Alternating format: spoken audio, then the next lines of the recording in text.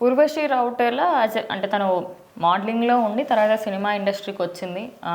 దాన్ని ఎవరు తప్పు పట్టట్లేదు.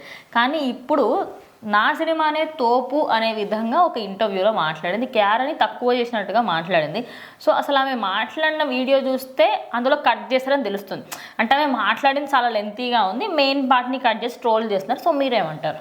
సో ఆమె అయితే చెప్పడం ఏంటంటే, ఇప్పుడు పబ్లిక్లో కీరా అద్వానీ సినిమా వచ్చింది, నాది వచ్చింది, ఆమెది ఫ్లాప్ అయింది. అంటే ఏ సినిమా అని చెప్పకుండా ఆమెది ఫ్లాప్ అయింది, నాది డాకు మహారాజ్ సూపర్ హిట్ అయిందని చెప్తుంది అనమాట. సో మరి సంక్రాంతికి లేటెస్ట్గా వచ్చిన సినిమా అయితే ఆవిడది గేమ్ చేంజర్ కీరా అద్వానీ గారిది. ఈవిడదేమో డాకు మహారాజ్లో చిన్న క్యారెక్టర్ చేసింది, ఈవిడ ఒక సాంగ్ కూడా చేసింది. సో మరి ఆమె ఎవరికి వాళ్ళకు ఉంటుంది కదా, నా సినిమా బాగుందని చెప్పుకోవడం తప్పలేదు.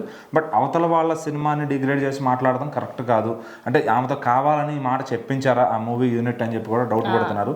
అంటే బేసికల్గా ఆవిడకి అసలు చెప్పాల్సిన అవసరం లేదు, ప్రమోషన్ చేయాల్సిన అవసరం లేదు.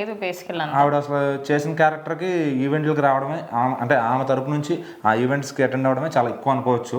ఎందుకంటే చాలా చిన్న క్యారెక్టర్ ఉంటుంది, ఒక పోలీస్ రోల్ చేస్తుంది. అందులో పాపకి కేర్ టేకర్గా, అట్లా ఇంటికి కేర్ టేకర్గా వచ్చి బాలకృష్ణ గారు వచ్చినప్పుడు ఒక సాంగ్ ఉంటుంది ఆయనతో. సో ఖచ్చితంగా ఒక పెద్ద ఇంపాక్ట్ ఉన్న క్యారెక్టర్ అయితే కాదు అది. ఆ సినిమాలో ఏదో ఇచ్చారు ఫార్మాలిటీగా, ఆవిడ ఫేస్ ఉంటే కొంతమంది ఆమెకు ఫ్యాన్స్ ఉన్నారు, వాళ్ళు చూస్తారన్న ఇదితో. బట్ ఏంటంటే ఆ లాజిక్స్ ఎప్పుడు మనం ఒక స్టార్ క్యాస్ట్ని పెట్టుకుంటే వాళ్ళు సినిమా చూస్తారని కూడా పొరపాటే. బట్ ఇక్కడ రియాలిటీలో ఏంటి అంటే, యాక్చువల్గా 2 సినిమాలు బెడ్స్ కొట్టినాయి బాక్స్ ఆఫీస్ దగ్గర. సో ఏదో ఆమె చెప్పినంత మాత్రం అది బాగుంది ఇది బాగాలేదని కాదు. సో బాక్స్ ఆఫీస్ దగ్గర వెంకటేష్ గారి సినిమా ఎంత బాగా పనిచేస్తుంది, థియేటర్స్కి జనం ఎలా వెళ్తున్నారు అనేది ప్రతి చోట కూడా కనపడుతుంది. ఓన్లీ హిందీలో మాట్లాడుతుంది అనమాట, హిందీలో హిట్ అయింది అన్నట్టుగా మాట్లాడుతుంది. అసలు హిందీలో డాకు మహారాజ్ ప్రాపర్గా రిలీజ్ అయిందో లేదో కూడా ఎవరికి తెలియదు. సో ఏంటంటే ఆవిడ తెలుగులో వచ్చిన స్టాట్స్ ప్రకారం ఆవిడ చెప్తుంది. ఎందుకంటే నిర్మాత బాగుంది బాగుందని ప్రతి చోట చెప్తున్నారు, సినిమా కలెక్షన్స్ బాగున్నాయి, ఆయనకు వచ్చినా రాపోయినా బాగున్నాయి అని చెప్తున్నారు. సో అది బహుశా ఆవిడ విని ఈ సినిమా బాగుంది అనుకుంటుందేమో. మరి ఆవిడకి గేమ్ చేంజర్ ఫ్లాప్ అనే రిపోర్ట్ ఎవరు ఇచ్చారు అనేది కూడా ఎవరికి తెలియదు. ఒక పక్కన హిందీలో చూసుకుంటే game changer more than 30 crores collect చేసింది.